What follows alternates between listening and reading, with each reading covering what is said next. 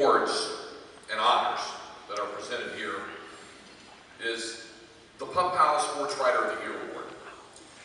Putt Powell is a legendary sports writer. He kind of embodied what sports writers do and how hard it is and how tedious it is at times and how thankless it can be at times to cover the game. They do it because they work very hard and they also enjoy it quite a bit, and that's the case with our honoree today. He's a young man who was a high school football quarterback. He also served in the United States Navy as a gunner's mate, and he's a guy whose work I've admired for some time. This is not bad for a guy from Louisiana, but he's done an excellent job. Scott McDonald has covered high school sports in Texas for the past 15 years, started with the Dallas Morning News also, and that was when he was still in college as a Fighting Thunder Duck at Richland College in the Metroplex. He then moved to the University of Texas down in Austin and was down there as well covering sports for the Daily Texan.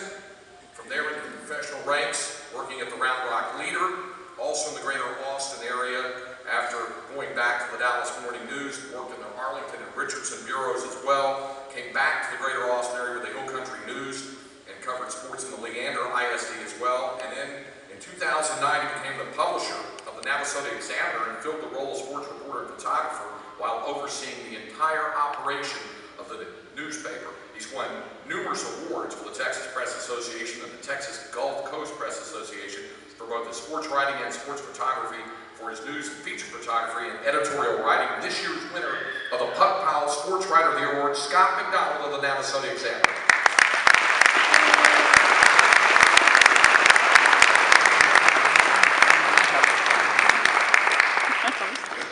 Thanks, Greg.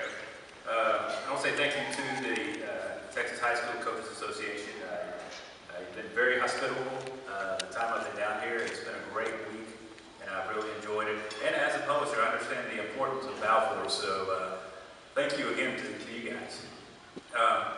This is the first time I've been to coaching school, coaching convention. As a news person, I go to several newspaper conventions, and as a sports person, I can say this is way cooler. And I just realized that my boss is in here. You know, the first time, when I go to these campuses, Navasota High School, Anderson, Shire, Iowa, when I see a coach around campus, it's just a habit for me to say, hey coach, can I get you for a second? Hey coach, can I go talk to this player? Mistake I found out at coaching school was Sunday in a restaurant. I saw a coach who I thought I knew from Navasota walking by. I said, hey coach. He didn't look, but 20 other guys turned their head and looked at me. But we don't do this as sports writers for this particular award. This is really just a symbol of hard work over the course of years. I really wanted to be in TV and radio like Craig did, but newspapers became my passion. And I thought about my first story I wrote at Richland College. I was sent to go cover the Thunder Duck baseball team. The writing coach at Richland College was a guy named Sam Blair, who worked 40 years in the sports department at the Dallas Morning News. I wrote my story, edited, wrote it again, edited, wrote it again. All right, this is the perfect piece. I gave it to him. He brought it back with so much red ink on it, I couldn't see any black left on the paper. So after 5 edits of that, we finally got something good enough to put in the paper. We do this. We have a passion for covering our sport and covering the kids. And we cover our beats, and then we cover stories that don't, behind the scenes stories. Some that come to mind. We wrote about a volleyball player at North Crowley High School. She wasn't a starter. She wasn't going to college to play, but she worked 40 hours a week in addition to going to classes and playing volleyball. And our story about her, all of her money went to pay the bills for the house, for her home. Her father was dying. We got to interview her and her father. Well, her father passed away a week later. But what our story did was it brought emails to myself and to the North Crowley volleyball coach, lots of them, people wanting to help out. We even had a car dealer who made a deal and put that family in a van.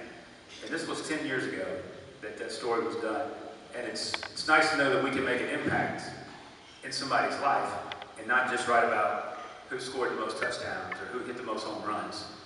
And you coaches know all about this. You coaches go above and beyond.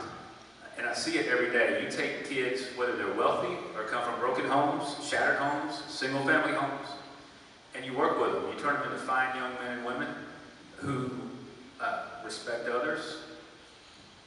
And you do that in addition to teaching your classes.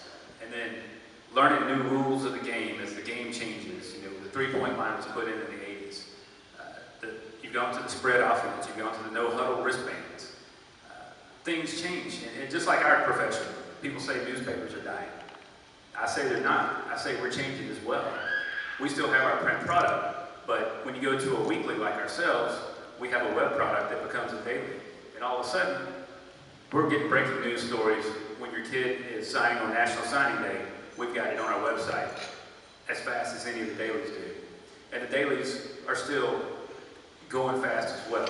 So the game's changing for us, but we're keeping up as well. So if people say newspapers are dying, I'll direct them to that parent of a junior high kid whose name didn't get in the paper.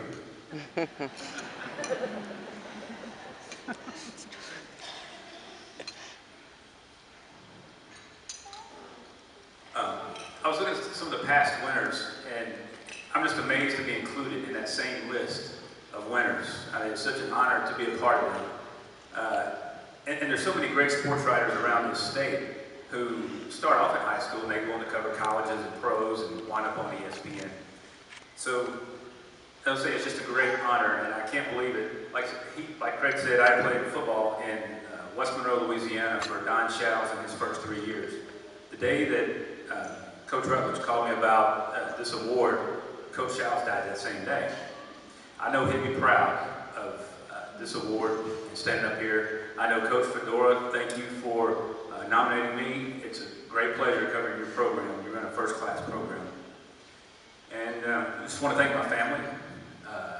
Coming in from Alabama, mom and stepdad, girlfriend from Navasota, my best friend and his wife from Lafayette, and their newest daughter, who turned 1 month on Friday. She's my new goddaughter. We've got our city manager and his son in from Navasota, my sister and her son, my nephew Jay. They're in from Dallas, quietly to be exact. My boss, Dennis Wade, is in from Taylor. And thanks to the Navasota coaches, Coach Fedora, Coach Hoppers, Coach Wax, Coach Branch for being here as well. Thank you for all of you, what you do. Thanks to the association once again. Good luck to you coaches, and hope